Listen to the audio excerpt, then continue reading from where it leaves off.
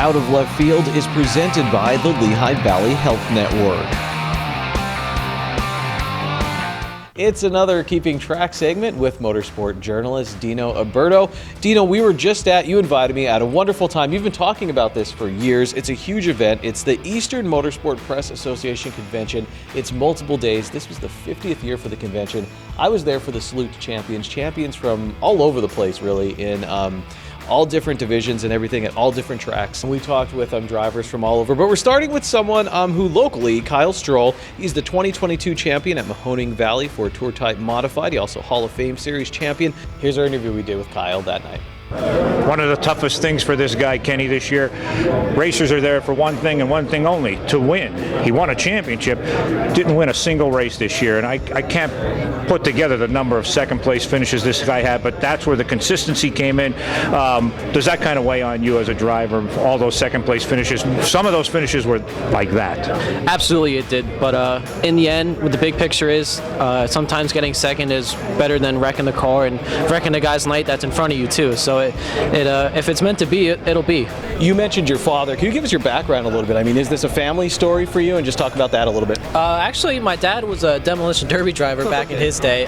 My grandfather, Paul Stroll, who we recently just passed away, but he was into the late model division when during Park days and when Mahoning opened back up the second time. And he raced a little bit, but I don't really know much about his career. All I know is that there was a few instances where he could have won, but something eventually happened, broke or whatever, and just ended his night. I think he's smiling somewhere. Really enjoyed this season for you? I hope so. He was definitely with me there for a few races. I definitely got out of some hairy situations where I should have been in a wreck and pretty much totaled for the night.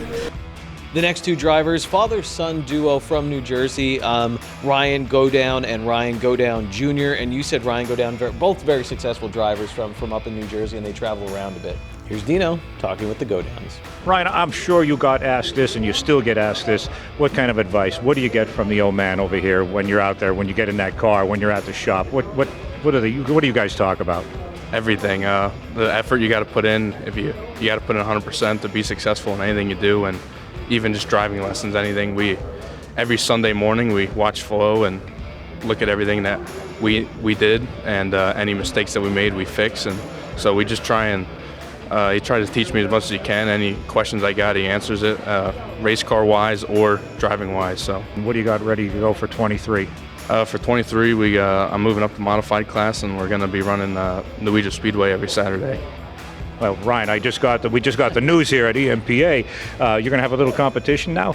Well, he's going to New Egypt, I'm going to Bridgeport. So, he wants to be on his own to try to get where he can be better and not so dependent on me. You know what I mean? So I think it's going to be better for his growth in racing everywhere, just to be on his own, make his own decisions, own mistakes. You got to make mistakes before you capitalize on it. And it'd be hard for me, right? The one thing I did enjoy this past year was every time I get done and I'm in tech, I leave it with my guys and I go up there and watch them, and that's enjoyable as a father, right? But, it's just proud of him, right? You don't understand, like, he doesn't have the crew like I do. He does a lot of the stuff his own on his car, and to see the effort he puts in, then his driving, how good has it got? I mean, it's just, as a father, it's just a proud moment. And we've got a champion right between us here.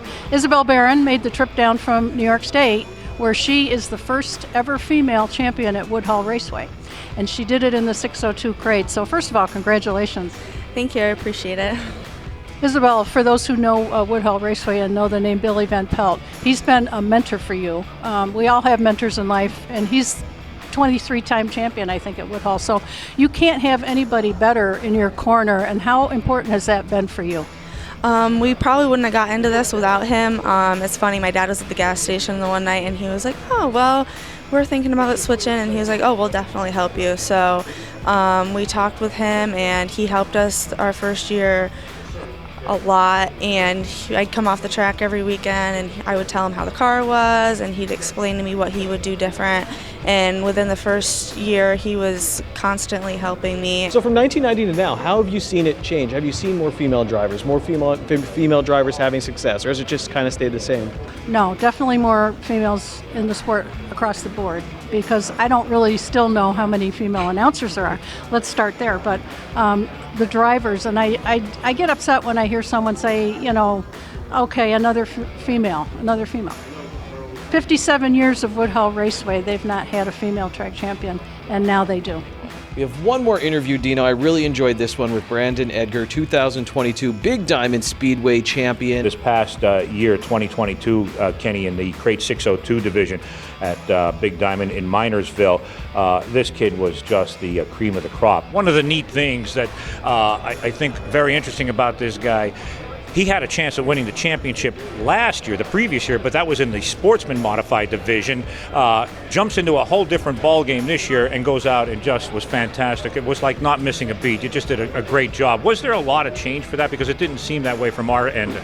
Yeah, I mean, it was a little bit different. The Open Sportsman's had more power than the Crates do. The Crates, I think, made me a better driver, in all honesty. I think the cars don't have as much power, so you really have to be smooth when you make a mistake. It shows up really quickly, and it's harder to rebound when you make mistakes. So, you know, you could hide those problems when you had a little bit more power. So this year, I think I got a lot better, a lot more consistent. You know, when I moved around, you know, I hit my marks when we ran the outside, when we ran the bottom, when we ran the middle. So I think this year it helped take my driving to another level. I've heard this described as a night of champions. For people who might not understand how difficult it is to win a division, can you put it into words? Is there a way to explain it to someone who maybe doesn't watch local racing or anything? When you just go and show up and you consider yourself a hobby racer, it's fun. It can be tough. You know, you get wrecked and it isn't your fault. It stinks. It hurts your pocketbook. But when you get into points racing, it becomes stressful because you know you have to be there every week.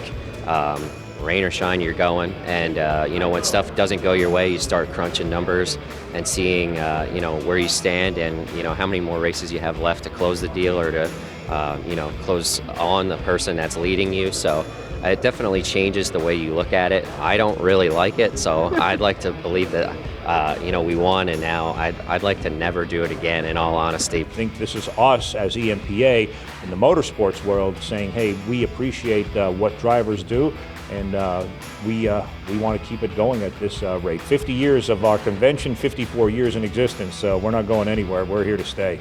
Well, check out their website and make sure you're checking out Dino's work in the Standard Speaker. Remember, all this great action is happening all around our area and all around you at some local tracks, so check that out as well. Coming up next, Tommy Otterbine's journey from growing up in drums to winning a national award at a major sports festival in Las Vegas. We'll be right back.